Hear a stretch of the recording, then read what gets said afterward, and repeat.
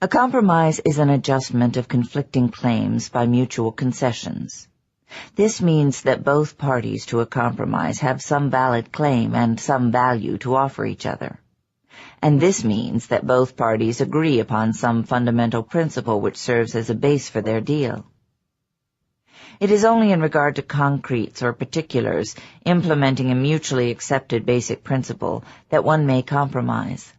For instance, one may bargain with the buyer over the price one wants to receive for one's product, and agree on a sum somewhere between one's demand and his offer. The mutually accepted basic principle in such case is the principle of trade, namely that the buyer must pay the seller for his product. But if one wanted to be paid and the alleged buyer wanted to obtain one's product for nothing, no compromise, agreement, or discussion would be possible. Only the total surrender of one or the other. There can be no compromise between a property owner and a burglar. Offering the burglar a single teaspoon of one's silverware would not be a compromise, but a total surrender, the recognition of his right to one's property. What value or concession did the burglar offer in return? And once the principle of unilateral concessions is accepted as the base of a relationship by both parties, it is only a matter of time before the burglar would seize the rest.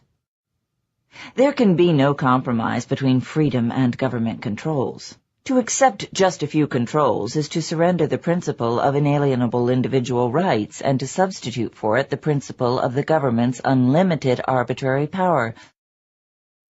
There can be no compromise on basic principles or on fundamental issues. What would you regard as a compromise between life and death, or between truth and falsehood, or between reason and irrationality? Today, however, when people speak of compromise, what they mean is not a legitimate mutual concession or a trade, but precisely the betrayal of one's principles, the unilateral surrender to any groundless, irrational claim. The root of that doctrine is ethical subjectivism, which holds that a desire or a whim is an irreducible moral primary, that every man is entitled to any desire he might feel like asserting, and that the only way men can get along together is by giving in to anything and compromising with anyone. It is not hard to see who would profit and who would lose by such a doctrine.